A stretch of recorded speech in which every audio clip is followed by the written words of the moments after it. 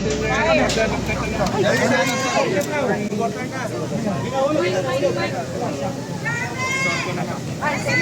po, sige po.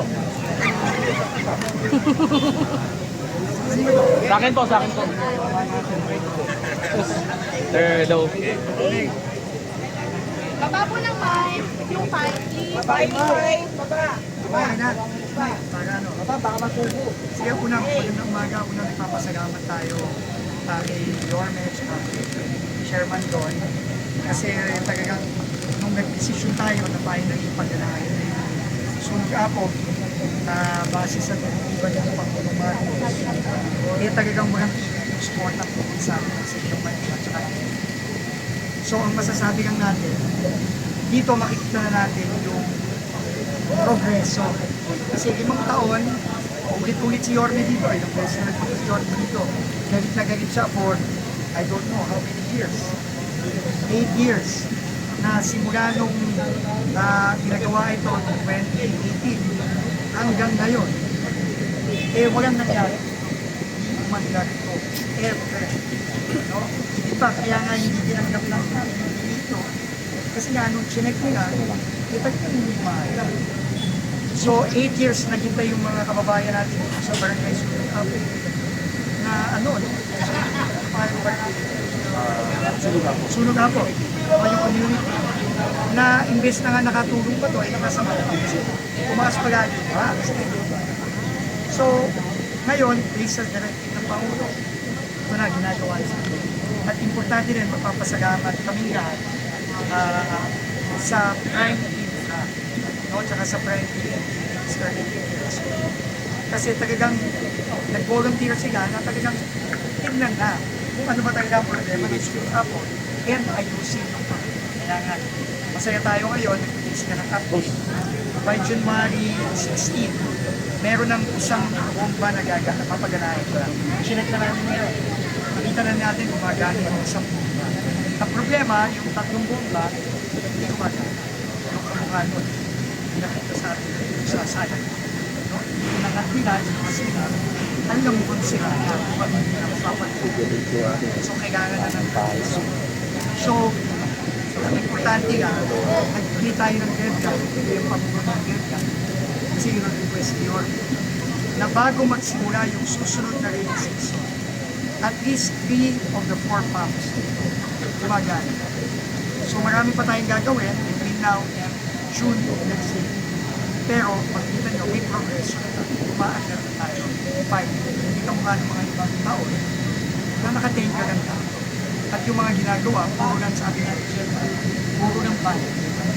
Na wala naman talaga. So ngayon, seryosohan na to. Ang commitment natin with the MMDA and with Prime Infra for June of next year. Umaandar at least 3 months pa.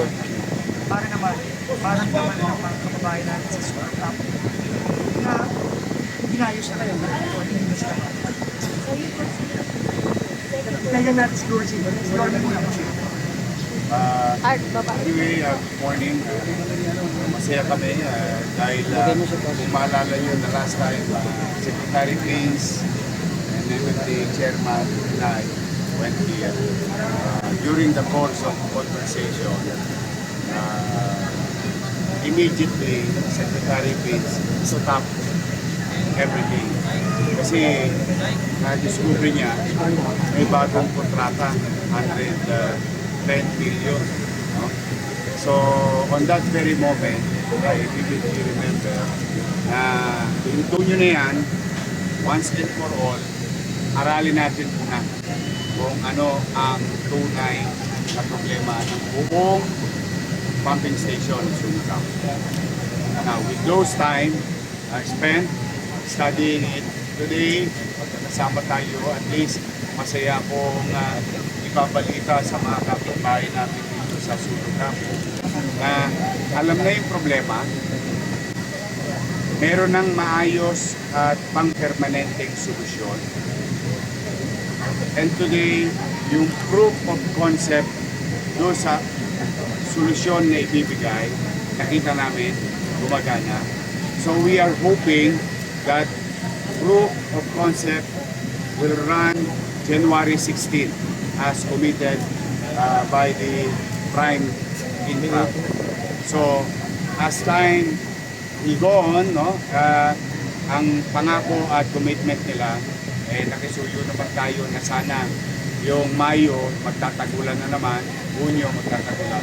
By that time, at least 3 or the entire camp naman nila. So far, merong hopeful things na nararamdaman namin ng mga taga Maynila, particularly dito sa Tondo, sa Sulu-Capo, bago man lamang matapos ang 2025. Now, we would like to thank MMDA Chairman and Secretary Pins at National Government and Prime Infra to really find a solution, a permanent, long-lasting solution for this playground. So thank you very much. Chairman, go naman. Marami pa pong dapat ayusin. Bukod po sa pagpapagana ng pump, nag-uusap na po nila Secretary Pins at yung po muna Mr. Raso. Unang-una na po yan, yung trash rate. Nakita niyo naman po, mukhang hindi na po siya gagana dahil na-stop na po siya habang panahon, 5 taon halos na hindi po gumagana yung mga trash rate. Importante po kasi yung trash rate dahil kung sumasala ng basura na nahihigo ng bomba kasama ng tubig. Pero meron din po kami isang sinasuggest kay Secretary na another mitigating measure. May isa pong creek dito na pinadaan pa po dito yung tubig na pwede naman idiretso sa sulat po na hindi naman po makokas ang baha. Marami pong basura ang nagagawa. So, pag-aaralan po namin kasama po yung pagsasarap po ng maligayang creek na yun. Yung tubig na parang hindi na pumapay kasama yung basura. Ano lang po, nag-uusap din po kami ng engineer po na despite na mapagana po natin yung bomba, kailangan pa rin i-observe yung efficiency.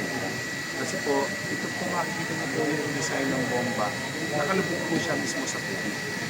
So, pag hipo po niya ng tubig at may mga nakasamang basura, meron pa rin pong risk na magbara siya, tumas siya. So, kailangan pong i-observe between January 16, once na mapagana yung isang bomba, i-observe po yan na engineers po na Perminfra, ng MMDA, ng DPWH, na magiging efficient pa siya.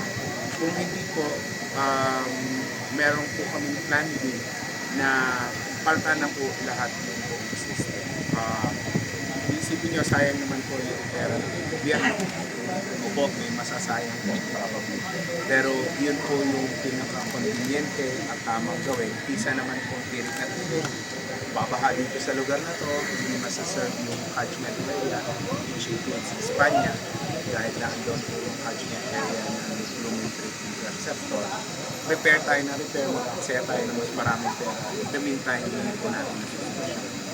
Pero yun po ay mga contingency na gagawin natin based on sa observation. Once na fully operational, at least yung isang pump, doon po sa isang pump. So, tulong-tulong po kami dito, pinag-utos po ito ng Pangulo na once and for all, hanapan po na long-lasting and permanent solution na mapagana po itong sunog ako. Sabi nga ni Yorme, 8 taon na niya po nire-request. Okay? Yeah. I-update mo na muna siguro sa Sapla. Check din sa Paco. Sige, siguro, bago tayo para tumanggap ng tanong. Unang-una, yung sa Paco pumping station naman, nasira nung nakaraang bagyo, na-install na yung mga temporary stop gaps as of Friday night last week. No, nagkaroon ng delay doon, no, pero ngayon pa ay nag-install. So ngayon, ang maganda, Yorme, Chairman, hindi na babahain ang sa mga barangay na apektado sa Paco. Pero kailangan pa rin yung permanent solution. Kung naman yung contractor, walang gastos sa gobyerno, i-reinstall nila yung floodgate, no, at papatibayin nila. So yun, mag-take pa ng mga 3 months para i-fully install. Pero, at least ngayon, may stop gag na tayo, nakaharang na, hindi nababahay. Babawasan ito. O, mababawasan yun.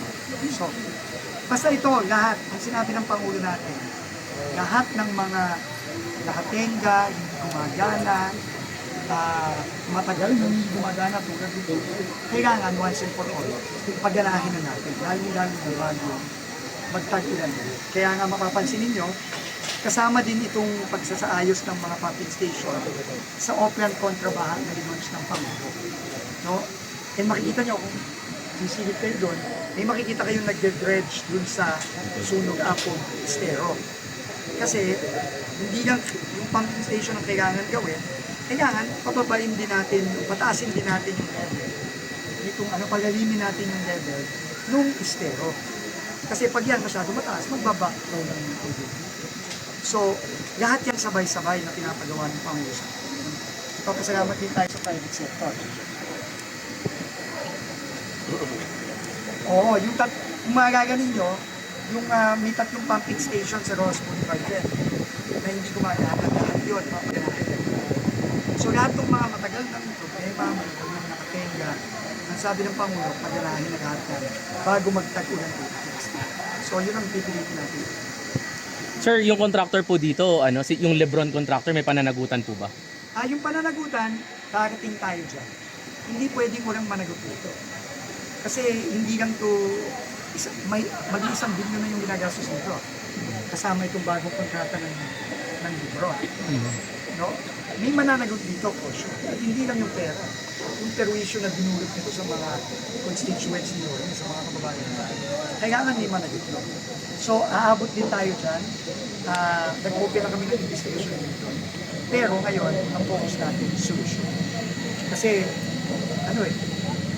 kung hindi tayo gagawa nito, baka na naman dito sa Sunog Apog next raid season. Mag-isa Espanya. So ayaw ng payagan ng Presidente at yun. So gagawin natin ang lahat. Talagang preventive. Thank you, sir. Ngayon po ng basura, kontra baka po nababanggit at nababanggit ang sekretary dito, problema sa basura dito, nagkaroon problema sa submersible, etc. Paano po ba kukuha yung tulong na barangay at community upang mabawasan po yung problema sa basura? Yung tulong po kami pag-tulong. Yes. In fact, under Executive Order number 3, since July, I tasked all the barangays to really declog all our drainage system inland and in the streets.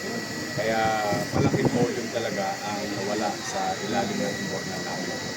The thing is, ang Maynila is interconnected to Metro Manila. At ang Maynila ang tagasalo ng lahat ng agos ng tubig from the eastern wall. At ang agos ng tubig, hindi lamang tubig ang dumarating sa Maynila, kasama ang basura nila. But then again, through the concerted effort ng MMDA at ng City of Manila, we try to manage whatever solid materials in the body of water. At yung mga pumping station naman na under sa tangan-tangan ng MMDA, may mga trust naman sila. And that MMDA and City of Manila working hand in hand to eliminate all those solid materials in the body of water. So it will continue. The one that you are seeing here is sinasabi ni Chairman. Yung mekanismo na haharang sa basura na hindi maiwasan na nanggagaling sa eastern wall kasabay ng agos ng tubig ay sira. So yun yung sinasabi kanina. So now, be that as it may, ang buong facility naman, every corner of it, napag-aralan na ng crime. Now, having said that, measures are going to. And one of those is na-witness natin. So far, if I may borrow yung statement ni Secretary, at least, kung meron mang masasalubong ang tao dito sa Sunog Apog sa bagong taon nito ay pag-asa. Pag-asa na yung 8 taon nilang paghihirap maiibsan na in the coming weeks and a few months. But rest assured, whatever materials in the body of water, MMDA and your local government will address. Sir, di ba ito po, we took their rehab plan, yung sa Lebron, parang we reviewed their rehab plan. Yung assessment po natin, ano ba yung, what was wrong with it, and paano natin iniba yung ginagawa ng effort of rehab? Okay, I think sinimplify lang muna. Check lahat ng bomba, gumagana. Pero, diba? And nakita nga, may mga gumagana, may hindi gumagana. No? Ikagawa, i-check yung ibang component, yung trash rate. Kasi baliwala yung bomba, yung hindi gumagana yung trash rate, kasi papasok lahat ng basura, barado agad. Baka wala pang isang oras, nagpapulong yan, ibarado. So, ang napansin namin nung nakaraan, band-aid ang approach. Hindi kabukan. Ngayon, ang ginagawa na natin, sa tulong ng tayo, uunan tinitignan para pamatagalan yung solusyon. Okay? Other matters? Sige. Iyan na natin, may pakitan pa kayo kay Gayorme, tsaka sa baka madamay pa sila. May tanong pa ba kayo kay Gayorme, kay Gapsay? Wala. Hindi, I'll support you. Dito kami, support kami dito sa KCSC. Sa gate lang kami. So, agad din naman, nag-display tayo sa Bicameral Conference Committee kahapon. At after nung pag-uusap pa namin sa Senate, nag-issue tayo ng statement ngayon, humingi tayo ng paumanhin po sa ating mga senador dahil yung pong datos na pinadala ng DPWH several weeks ago ay clearly hindi sapat para makapagawa ng tama at accurate na pag-a-adjust sa mga cost ng mga proyekto base na rin doon sa pagbaba natin ng emission. So, sumulat tayo sa Senado ngayon at nag-issue tayo ng statement, humihingi tayo ng paumanhin sa pagkukulang natin doon. Pero ang objective talaga natin dito is isa. Kailangan mapababa natin, finally, after so many years, ang presyo ng materials ng mga proyekto sa DPWH.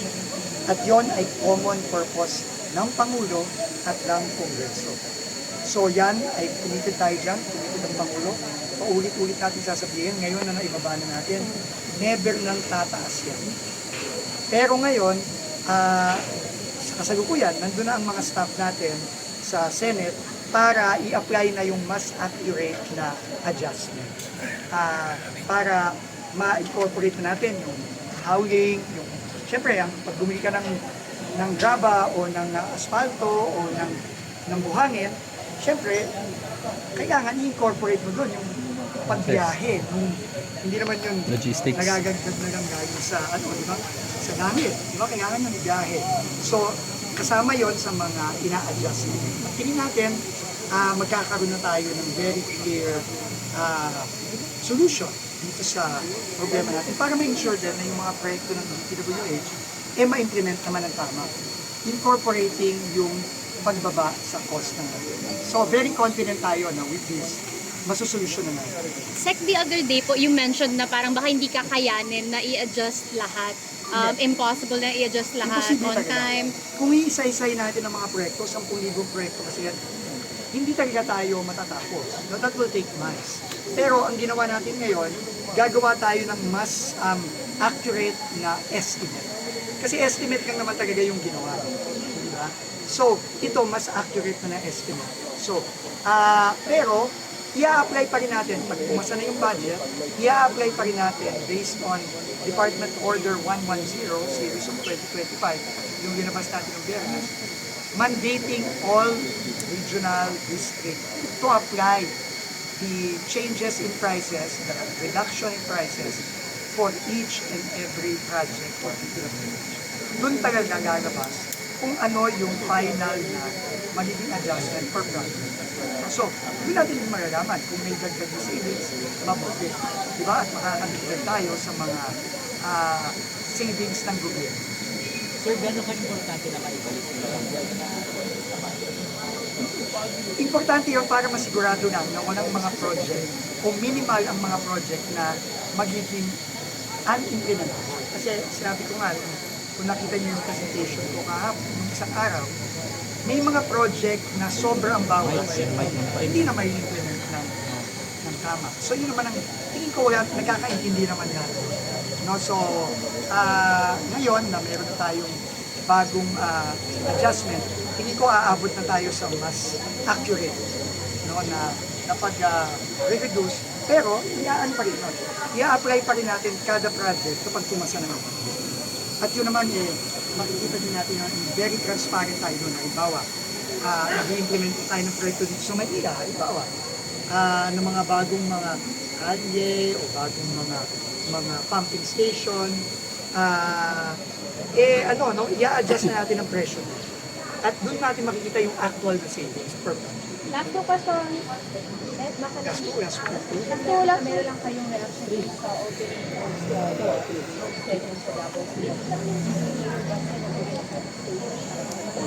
Basa ko nga. DPWH will always prioritize public safety. Always. So ngayon, nakikipag-usap ang ating regional office sa Davao, sa LGU, to ensure public safety, first and foremost. Pero, kailangan din buksan na natin sa lalong madaling panahon yung Bukana Bridge at yung mga bridge. Kasi, kawawa din naman yung mga kababayan natin na grabe yung dinaranas ng traffic. So, balance yan ng public safety and yung convenience ng mga kababayan natin. So, yun ang ginagawa nila ngayon. Sir, bakit nga po ba hindi na so they supposedly ano po? Bakit po? Hindi. Kasi nga, merong questions on public safety ang LGU. So, tayo naman, lahat naman ng LGU, ganun tayo lagi. Whether it's Davao, Manila, Cebu, kahit saan yan. Public safety is always paramount para sa national government. Thank you, sir. Like you mentioned transparency, sir. Parang Nakikipag-usap ngayon. yung in terms of transparency, sir, meron kasi mga budget monitoring groups na they also kind of want to see ano ba yung details din sa mga 10,000 projects, ano yung mga kailangang i-adjust. Will the DPWH also make that transparent? Kasi parang right now, Senate, BICAM and DPWH nag-work together to calculate. Once na paasa na ito, no, and I'm sure the BICAM will be very transparent. Pero once na napasa na ito, at ito yung officially budget na ng DPWH para sa 2026, lahat ito ilalagay sa transparency point. But Lahat. right now, sir, habang nagkaka-negotiate, Nasa bicameral conference siya ngayon. Wala pa sa kamay ng DPWH. So, yun. So, I'm sure very transparent ang bicameral conference. Thank you. Thank you. Thank you, everyone.